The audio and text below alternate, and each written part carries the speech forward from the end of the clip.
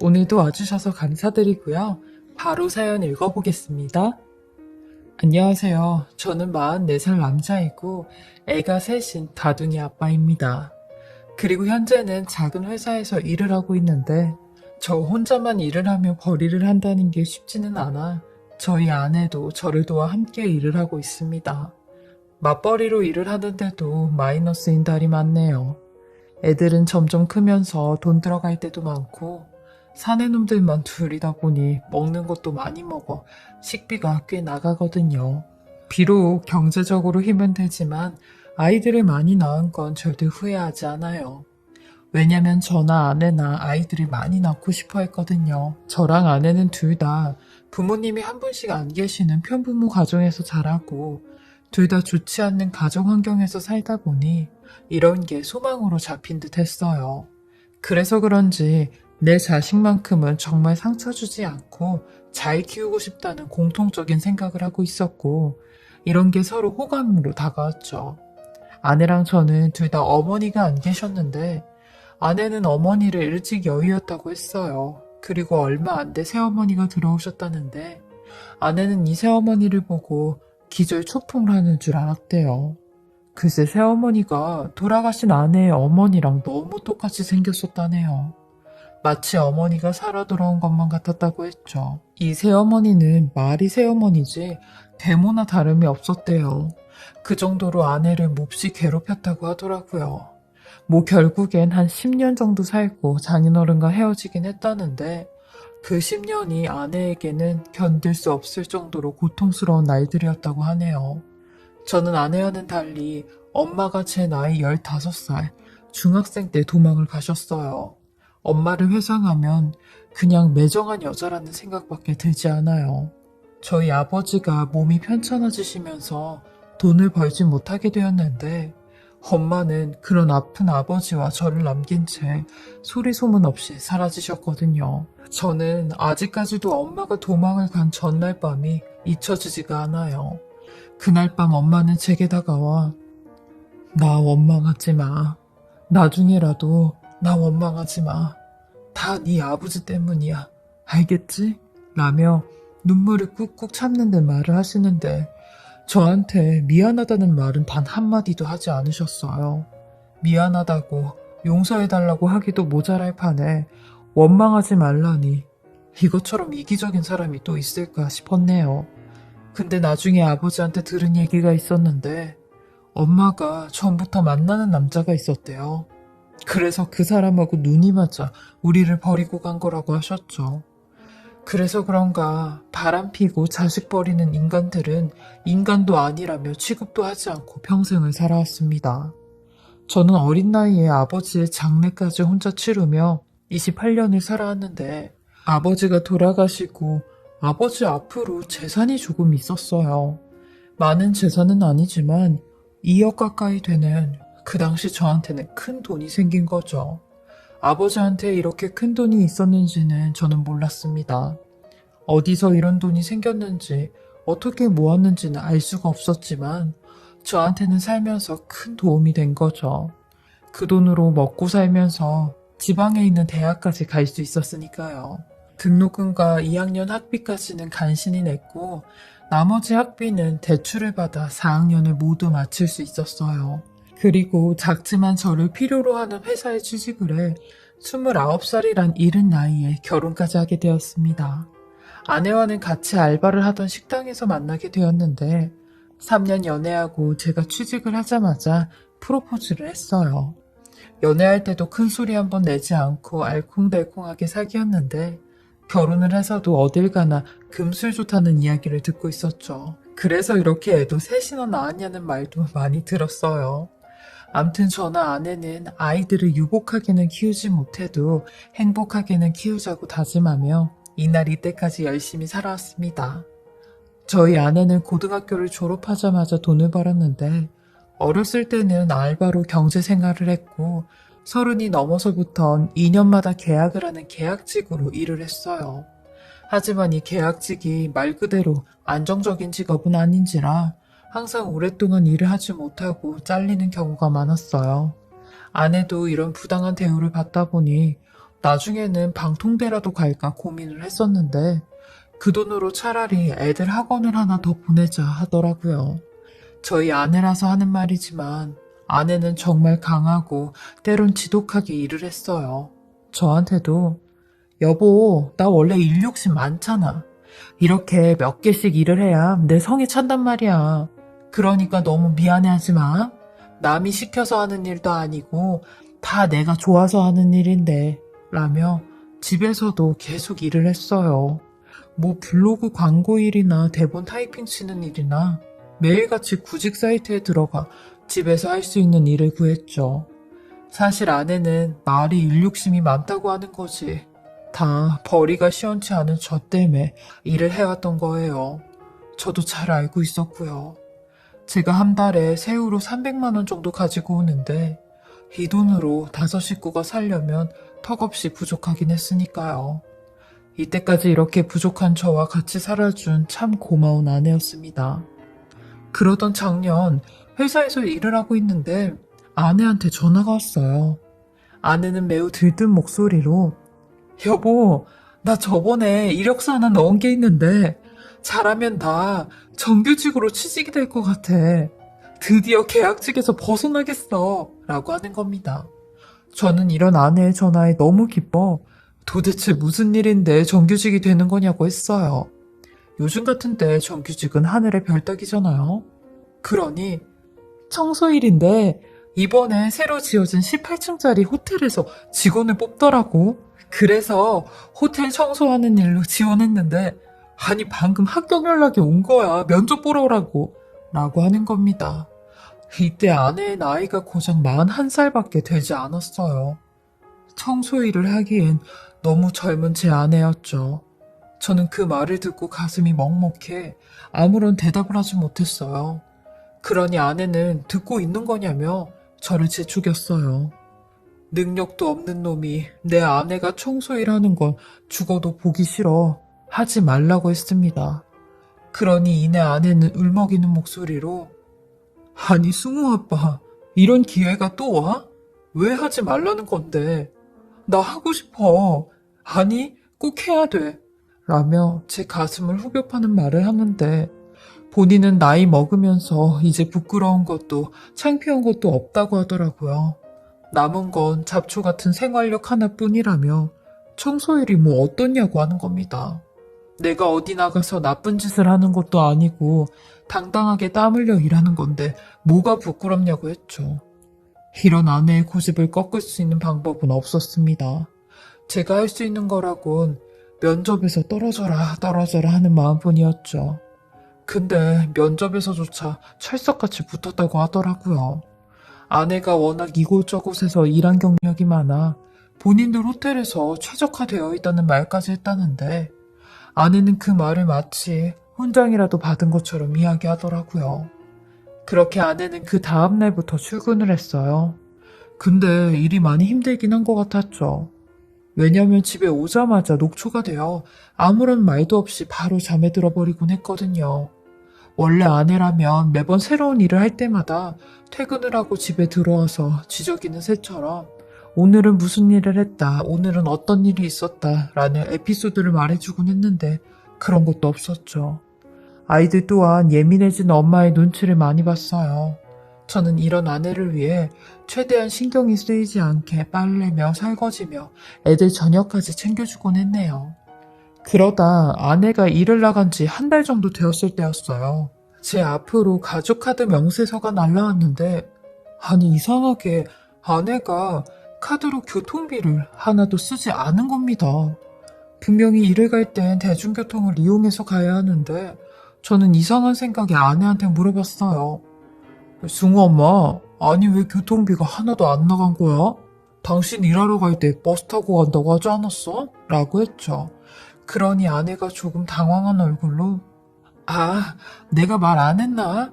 그 나랑 같이 일하는 여사님이 한 분 계시는데 이런저런 얘기하다가 나랑 같은 동네에서 사는 걸 알고 본인이 카풀을 해주신다고 하는 거야. 나야 그럼 감사하다고 덥석 알겠다고 했지. 라고 하더라고요.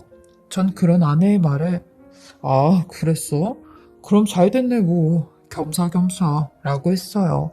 그리고 그 여사님 언제 밥이라도 한번 사드리라고 했죠. 저는 정말 아내가 그런 줄로만 알았습니다. 그리고 한 달이 지나니 아내는 저녁에도 일을 나가기 시작했어요. 아내 말로는 저녁에 펑크를 낸 사람이 있어 대타를 뛰러 간다는데 꼭 제가 퇴근을 하기 전에 나갔다가 밤 11시, 12시에 들어오곤 했어요. 아내를 믿었지만 저도 모르게 의심이 들었고 제가 의심을 하는 걸 눈치챈 아내는 일을 할 때마다 인증샷을 찍어서 보내주곤 했어요. 그리고 아내가 저녁에 일한 수당도 꼬박꼬박 나왔고요.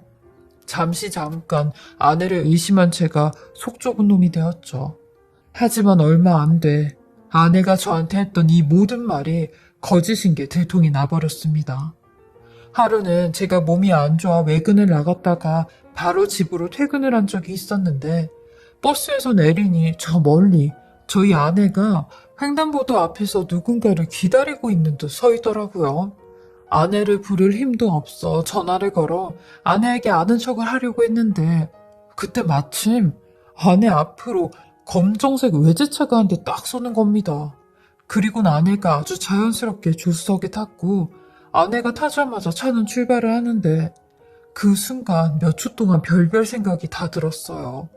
저 차가 아내가 말했던 그 카풀해주는 여사님의 차인가? 라는 생각부터 그 여사님이 저 차를 탈 정도면 정말 잘 사는 사람인데 라는 생각까지. 하지만 이런 제 추측은 너무 허무하게도 제 눈앞에서 깨져버렸네요.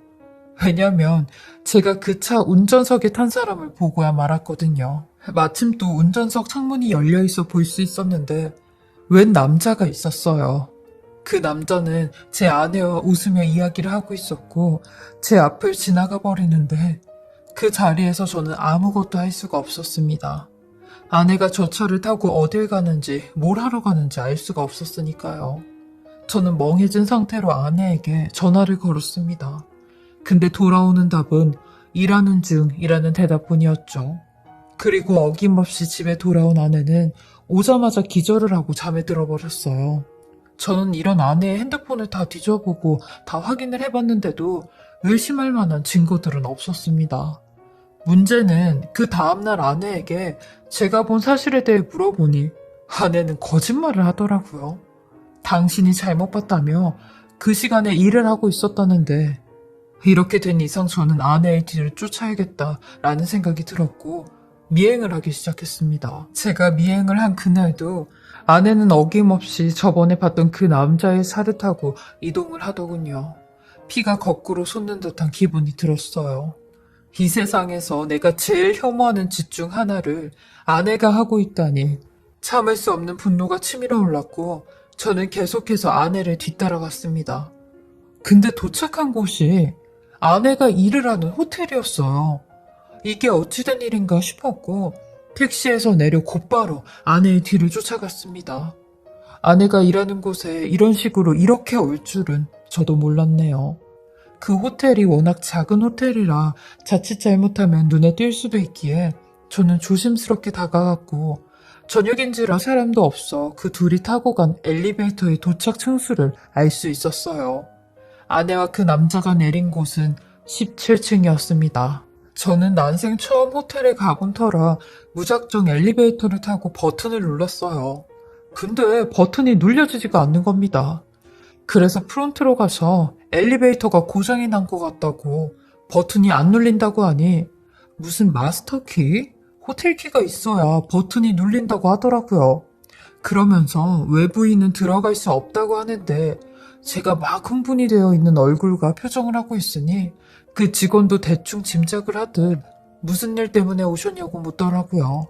그래서 다짜고짜 무슨 일 때문에 왔는지는 그쪽이 알 필요 없고 17층 가는 키 내놔. 17층 키 내놓으라고 라며 소란을 피웠어요.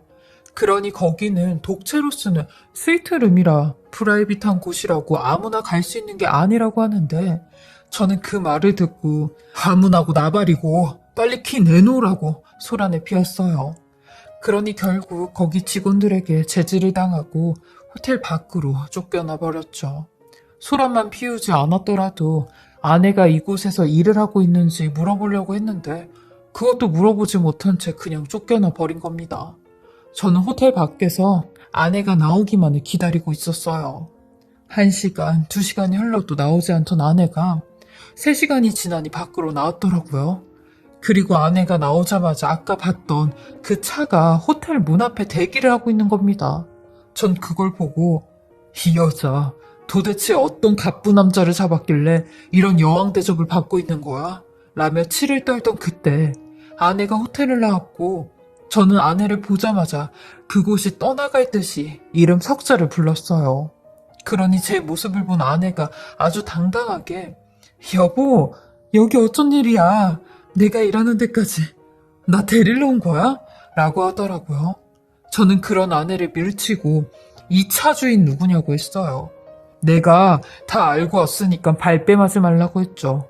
어떤 새끼냐고, 어떤 놈인데 나한테 거짓말까지 하고 이러고 있는 거냐고 고래고래 소리를 쳤죠. 그러니 곧이어 아까 봤던 그 남자까지 뒤따라 나왔고 제 아내는 그 사람을 보자마자 이미 늦었다는 듯 두 눈을 질끈 감아버리더라고요. 저 또한 그 남자를 보자마자 뒤도 안 돌아보고 돌진을 했고 다짜고짜 멱살부터 잡으며 야, 이 맨지리같이 생긴 놈아, 네가 내 와이프 꼬셨냐? 어? 순진한 내 와이프 돈으로 꼬셨냐고 라며 울부짖듯이 이야기를 했어요. 그러니 와이프가 제 팔을 잡아당기며 그만하라고 하는 겁니다. 저는 그런 와이프를 바닥에 내팽개치며 지금 이 자식 편드는 거냐고 소리를 쳤어요. 그러니 와이프가 승우 아빠라고 악을 쓰더라고요. 그러니 제게 믿을 수 없는 얘기를 하기 시작하는데 승우 아빠, 그 사람 당신 동생이야. 당신 남동생이라고 라고 하는 겁니다. 저는 아내의 말에 지금 이게 다 뭔 소리냐고 했어요. 그러니 그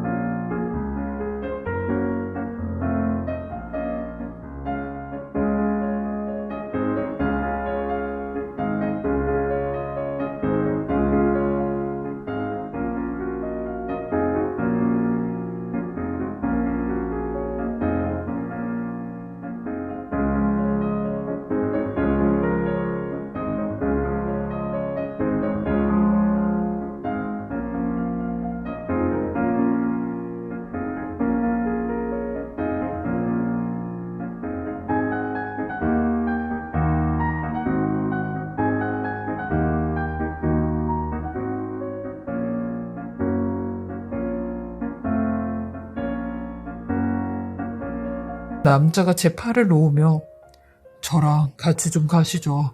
보여드릴 분이 있어서요. 라며 저를 데리고 17층 그곳 스위트룸으로 데리고 가는 겁니다.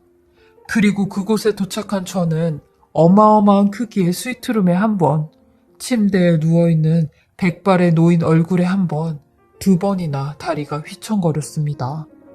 왜냐면 침대에 누워있던 그 사람, 머리가 새하얗게 새어버리고 온통 주름으로 얼굴이 뒤덮여 있어도 저는 그 사람이 누군지 알 수 있었거든요.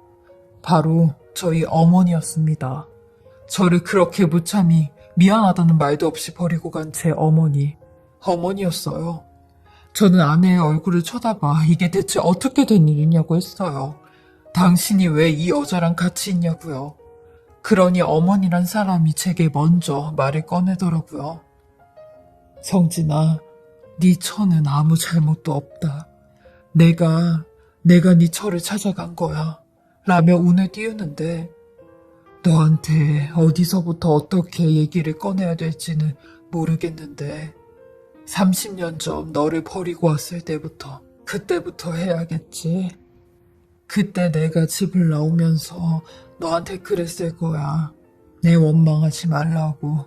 네 아버지 원망하라고. 그 말이 네 아버지가 나를 돈 많은 동네 유지한테 팔아넘겼다. 그때 나보고 그러더라고. 당신을 맘에 들어하는 돈 많은 영감이 있는데 이혼을 나를 자기한테 보내면 거액의 돈을 준다고 했다더라.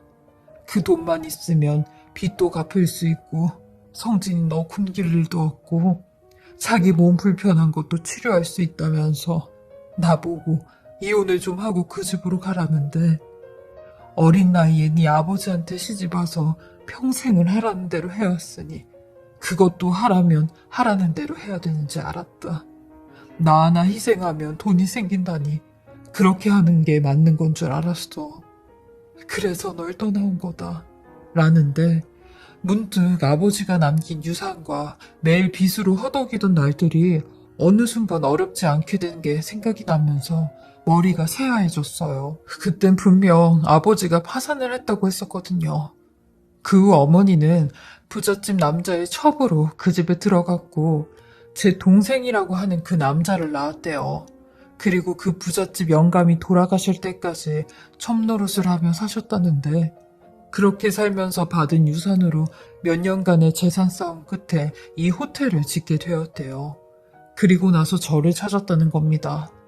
본인이 눈을 감기 전에 저한테 이 모든 진실을 알려야겠다고 생각을 했고 미안하다는 말을 해주고 싶었다는데 막상 저를 찾아갈 용기는 안 나서 제 아내를 먼저 찾아갔대요. 그래서 도움을 좀 주고 싶다고 수억 원이 든 통장을 내밀었다는데 제 아내는 그걸 보자마자 이 돈을 그냥은 받을 수 없다며 본인이 어머니 살아계실 때까지 수발을 들어주고 싶다고 했다네요. 그게 끝나면 그때 이걸 받을 수 있을 것 같다면서요. 그렇게 아내는 제게 호텔 총섭으로 합격이 되었다는 거짓말을 하곤 계속 어머니를 돌보고 있었던 겁니다. 저는 그 말을 듣자마자 다리에 맥이 풀려 그 자리에 그냥 주저앉고 말았습니다. 일단은 아내에게 너무 미안했어요. 제 몹쓸 의심에 아내를 오해한 게 너무 미안했거든요. 이렇게 착한 내 사람인데 말이죠. 제가 아무 말도 없이 바닥에 눈물을 흘리며 울자 이내 아내도 제 곁에 와서 제 손을 잡고 같이 울어주는 겁니다. 그러니 어머니도 울고 제 동생이라는 그 사람도 울고 그 방이 온통 울음바다가 되었어요.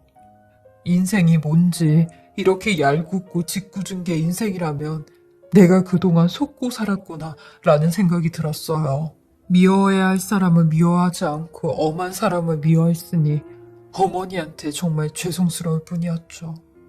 어머니는 제게 내가 마지막이라도 엄마 노릇을 해야 될 것 같아서 성진이 널 찾아갔어. 낳아주고 길러주지도 못하고 한평생을 가슴에 사무치며 살았다. 보고 싶어도 네 아버지랑 여기 영감님 때문에 내 맘대로 풀어가지도 못했고 만지고 싶어도 내 손으로 만질 수가 없었어. 그래서 여기 영감님이 돌아가시자마자 제일 처음으로 한 게 너를 찾는 거였다. 라고 하셨죠. 너무 늦었다는 말씀에 저는 늦지 않았다고 했습니다. 이제라도 저도 어머니께 용서를 구하고 이제라도 얼굴을 보고 손을 맞잡을 수 있으니 얼마나 다행이냐고 했죠. 그 후 어머니는 제게 20억이 든 통장을 건네주시며 이 돈으로 아내 고생시키지 말고 새 아이들 가르치라고 하셨어요. 그리고 본인이 돌아가시면서 저한테 하나 남은 핏줄인 남동생과 잘 지내라고 하셨어요. 제 남동생이라는 녀석 또한 살면서 굉장히 외롭고 우울한 시기를 많이 겪었다고 하더라고요. 그래서 형이 생겼다는 게 좋기만 하다는데 저 또한 어머니 말씀대로 이 동생을 잘 챙겨주겠다고 약속했습니다. 그렇게 저는 어머니를 만나고 헤어지는 시간이 너무 짧았어요. 어머니께서는 올 초 3월에 하늘나라에 가시게 되었거든요. 살아계실 때 제 온 마음을 다해 어머니를 보살펴드리고 찾아뵙고 사랑을 드렸지만 지금 생각해보면 그것도 많이 부족했다라는 생각이 들어요. 어머니가 가신 지 6개월 정도가 지났는데요. 아직도 제 옆에 어머니가 계시는 것 같아요. 그럴 때마다 어머니 사진을 보며 방긋 웃고 계시는 어머니와 같이 웃곤 해요. 그리고 한 가지 좋은 소식은 저희 동생이 그 호텔을 인수받으면서 경영을 하고 있는데 제 아내가 그곳에서 꿈에 그리던 정직원으로 일을 하고 있는 중입니다. 저희 부부에겐 정말 이 모든 일이 꿈만 같고 믿겨지지가 않는데요. 이렇게 생각지도 못한 일이 저희에게 온 만큼 항상 자만하지 않고 겸손하게 살아가야 한다고 다짐하고 또 다짐하고 있어요. 그래야 하늘에 계신 어머니가 보셨을 때도 잘한 일이라고 생각이 들 것 같거든요. 우리 새 아이들 잘 키우며 항상 베푸는 마음으로 살고자 이렇게 다짐하는 의미로 사연을 보내봅니다. 제 긴 이야기 들어주시고 읽어주셔서 감사하고요. 제 글을 들어주신 모든 분들도 항상 행복하시길 바라겠습니다.